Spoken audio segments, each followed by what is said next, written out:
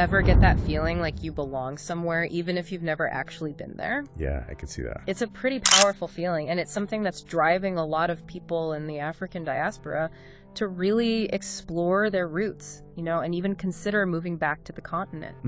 And Dr. Umar Johnson becoming a citizen of Ghana, that's a really interesting example of this. That is. People want to know more about this, so we decided to look into it. Yeah? We went through articles, videos, we even read some of the comments just to get the full picture. I see. So what do you think? What's the big deal here? Well, it's a pretty fascinating story. Right. And it's bigger than just one person's journey. Yeah. It's about this wave of people wanting to connect with their ancestors and this changing relationship between Africa and the diaspora. Yeah, it's a really interesting time for all of that. It is. And, for those who might not know, Dr. Umar Johnson is a pretty well-known guy, especially in the African-American community. Right. He is a Pan-Africanist, he works as a school psychologist, and he's a strong advocate for Black empowerment and education.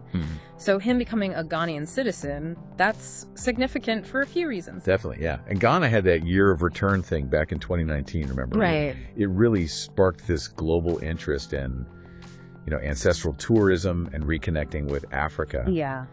And we're still seeing the impact of that today with more and more people looking into their heritage. And like you said, even thinking about moving back for good. Okay, so let's get into this video of the ceremony where Dr. Johnson gets his citizenship. Okay. What really stood out to me was, you could just see how happy he was, right? Like just beaming with joy. And he talks about this dream he had where his ancestors were calling him back to Ghana after 5 years of being away. Oh, wow. I mean, come on, that's powerful stuff. Yeah, that is. It really speaks to that longing for connection, that feeling of belonging that so many people in the diaspora have. It's like they feel this pull towards a homeland they might never have even known. Yeah, and, talking about echoes of the past, the date of the ceremony, January 6th, that's a pretty significant date. It's the same date as the American Colonization Society's first organized immigration effort to Sierra Leone back in 1820. And for context, that organization, it was all about sending freed Black Americans back to Africa in the 19th century. Right.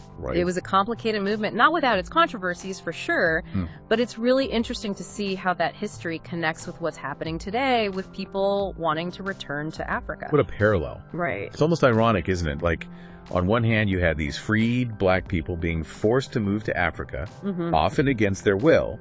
And now, centuries later, you've got people like Dr. Johnson actively choosing to go back and reclaim their African heritage. It's almost like they're taking back the narrative. Right, exactly. And there's another layer to this. In the video, Dr. Johnson is wearing a pendant with a picture of Marcus Garvey, the activist from Jamaica. Right.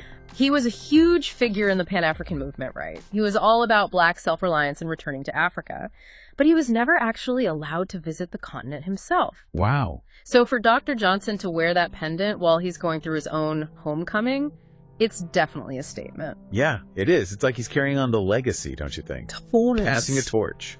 And he's not afraid to make bold statements. At one point, he calls Ghana the royal throne of the African kingdom. Oh, wow. It's striking, right? Like this idea of Ghana being the central point for the diaspora. Yeah, I see that. Yeah. I think it shows how important Ghana is to a lot of people in the diaspora. Right. It's seen as a symbol of hope, a place where Black people can thrive and reclaim their rightful place in the world. And this whole idea of coming home, it's becoming more than just symbolic.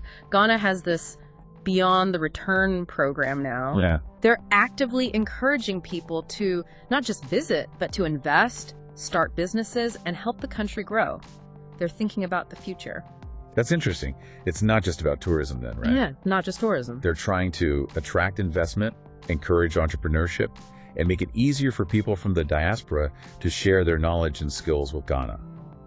I think I even read that they've made it easier to get visas and are offering tax breaks for businesses started by people from the diaspora.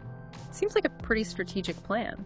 Yeah, definitely. That's smart. And it's interesting how it all ties in with Dr. Johnson's view of what Pan-Africanism should be in the future. In the video, he's really pushing for unity among Africans globally, which has been a common theme in the Pan-African movement. Yeah, I've heard him talk about that before. And this vision of a united Africa, that's not a new idea, right? It's been the dream of Pan-Africanist leaders like Kwame Nkrumah and like we talked about Marcus Garvey. Mm-hmm. But what would that actually look like today in the 21st century? Would it be political unity, economic unity, cultural unity? It's a big question. It is. Mm. And how would it address the needs and priorities of all the different African countries? It's complicated. That's a good point. It's not like you can just make a blanket statement. You have to figure out how to navigate all these different cultures and systems. I hear you on that potential of a unified Africa. Yeah. But wouldn't something like that require getting past some pretty big political and economic hurdles? Absolutely. And you'd have to make sure that this unity doesn't come at the cost of individual countries losing their independence and unique qualities. Yeah. It's a multi-layered thing to think about. It is. Well, talking about different points of view, the comments on this video are like a mini representation of all the different reactions. Oh, for sure. There's a lot of excitement. People saying, congrats to Dr. Johnson, and seeing this as a win for everyone who wants to return to Africa. I saw that too. You can feel the hope. Yeah. People are welcoming him to Ghana with open arms. But it's not all positive, right? No, not at all. Some people are being more cautious, questioning how easy it is to get citizenship and if it's fair for everyone. Yeah. They're bringing up important questions about what could happen when a lot of people from the diaspora move to Ghana. Mm-hmm. How do you make sure everyone benefits? How do you handle cultural differences and power dynamics? It's not all easy. That's a really important point. And, you know, we wouldn't be doing our job if we didn't acknowledge those concerns. Right. Are we maybe putting too much emphasis on actually moving back to Africa instead of, you know, working together and fighting against inequality wherever Black people are in the world? It's something to think about. Definitely. And there are also worries about neocolonialism. Yeah. You know, people coming in from outside with their own agendas and maybe upsetting the communities that are already there. Yeah. So how do you balance this desire to connect with respecting the people who are already living in Ghana and making sure they have control over their own lives? It's a tricky situation. It really is. But before we get too into the weeds with all that, it's important to remember that becoming a Ghanaian citizen, it's not just random. It's a process. Right. There are rules and procedures you have to follow. Right, right. And the video mentions that. Yeah. And Ghana has been giving citizenship to people from the diaspora for a while now. This wasn't the first time, and it probably won't be the last, which I think shows that things are changing globally. People are starting to recognize the potential impact that the diaspora can have. Okay, so we've got a symbolic event, a growing number of people wanting to return to Africa, and a whole bunch of questions about what it all means. Where do we even start to unpack this? Well, maybe it helps to step back and look at the bigger picture, you know, the historical context. For centuries, the story has been about Africans being forced to leave their home. Right. Scattered all over the world. Not because they wanted to. Yeah. But now, things seem to be changing. Yeah. People are actively choosing to go back and rebuild. It's a powerful shift, yeah. It is. It's about taking control, Right. you know, like rewriting their own history. But it also brings up some big questions. Like what? What happens if this movement gets even bigger? Yeah. How will it affect African nations? Right. What are the cultural and economic implications? Yeah, I get the appeal of returning to your ancestral homeland, but I also wonder about the challenges, you know? Like adjusting to a new culture, navigating existing power dynamics, that's got to be tough. You're absolutely right. It's not simple. And that's why it's so important to talk about these things. you know, to recognize the complexities and really think critically. It's not a one-size-fits-all situation. Okay, so let's go back to Dr. Johnson and his ideas about Pan-Africanism. Okay. He's not just talking about a symbolic return, right? Right. He's calling for unity among Africans all over the world. And not just politically. He's talking about working together economically, sharing resources, exchanging culture. That's a big dream. Yeah. It is a big dream. And it's been a central idea in Pan-Africanist thinking for a long time. This idea that a united Africa would be stronger on the world stage. Yeah. But how would you actually make that happen? Yeah. What would that look like? Well, he talks about, you know, building economic partnerships between countries, promoting trade within Africa, and presenting a united front when dealing with global powers. He sees the diaspora as playing a key role in all of this, you know, bringing their skills, resources, and connections to the table. That's important. Using the resources and expertise of the diaspora could really change things. There's a lot of potential there. Exactly. And I think that's why people find Dr. Johnson's story so interesting. It's like he represents this much larger movement that's happening right now. His personal story is connected to these broader trends and hopes. Absolutely. And his story and how people are reacting to it gives us a glimpse of what the future could be like. It's messy, it's complicated, and it's full of possibilities. But let's be real, not everyone is so optimistic, right? We saw some of that skepticism in the comments, and there are experts who are cautious about romanticizing this whole returning home thing. Right.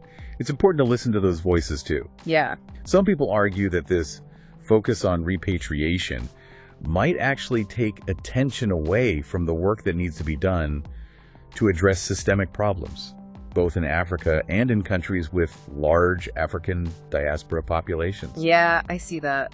There's a worry that we're losing sight of the immediate needs that need to be addressed. So it's like, are we putting too much emphasis on physically going back to Africa instead of focusing on supporting each other and fighting against inequality wherever Black people are in the world? That's a good question. Yeah. And there are also concerns about neocolonialism. You know, outsiders coming in with their own plans and potentially disrupting communities and existing power structures. Yeah. How do you balance this desire for connection with the need to respect the people who are already living in Ghana and making sure they have control over their own lives? That's a tough balancing act. It is. There's no easy answer. But the important thing is that we're having these conversations. Yeah. That we're recognizing the complexities and thinking critically. We need to approach this carefully and be aware of the potential downsides. I agree. There's no one right way to handle this. It's a process that's still unfolding, and it's going to be different for everyone. But what's interesting to me is that no matter what you think about repatriation, this story highlights a growing awareness of how connected we all are. It's like we're all part of this giant tapestry, even if our individual threads seem far apart. Exactly. We are all connected in some way. And Dr. Johnson's journey, whether you support it or critique it, makes us think about these big questions of identity, belonging, and the future of the African diaspora. It's a story that can resonate with everyone. That's what makes this whole deep dive so interesting. It's not about finding a clear-cut answer. It's about creating a space to think more deeply and have conversations. It's about expanding our understanding and challenging our assumptions. You got it. This isn't just about watching from a distance. This is a story that affects us all, whether we realize it or not. So, wow, we really went deep on this one. We talked about the symbolism, the historical connections, all the different reactions. Where do we even land after all that? What's the main takeaway? You know, I think at the heart of it all, this is really about a reawakening of African consciousness. Okay. Both in Africa and in the diaspora. And we're seeing that in so many ways. Yeah. Cultural movements, economic initiatives, political activism. It's happening on multiple levels, and it feels like it's more than just a passing trend. It's like a shift in momentum. This energy feels different, stronger. It does. And it makes you wonder, what if this keeps going? Yeah. What if this vision of a unified Africa that Dr. Johnson is so passionate about, what if that actually starts to become a reality? How would that change the world? Now you're getting into what if territory, but I like it. Right. Could we see a shift in global power? Could it change how people see their cultural identity and where they belong? It's a pretty radical idea. It is. But imagine a world where Africa is no longer seen as just a place of poverty, conflict, or needing aid. Imagine it being recognized as a center for innovation, creativity, and economic power. That's a powerful vision. It is, and it's something worth working towards, for sure. And that perspective is gaining ground, isn't it? We are seeing more recognition of Africa's potential, and the diaspora is playing a big part in shifting that narrative. Absolutely. And I hope this deep dive has given you, the listener, a better understanding of this complicated and ever-changing story. It sparked your curiosity, maybe even made you question some of your own assumptions. Yeah, for sure. We covered a lot. We explored the history, dug into the complexities of repatriation, and even imagined what the future might hold. But this story is still unfolding, and it's a story that affects us all. What Dr. Johnson's journey ultimately shows us is that this is about more than just one man's choice. Yeah. It's about recognizing our interconnectedness, thinking critically, and realizing that we all have a role to play in shaping the future. So keep those questions in mind. Do your own research, stay engaged, and maybe even think about how you can be part of writing the next chapter of this story. Because it's going to be a fascinating one. Who knows, maybe in a few years we'll revisit this topic and see how much things have changed. Until then, keep exploring, keep learning, and keep diving deep.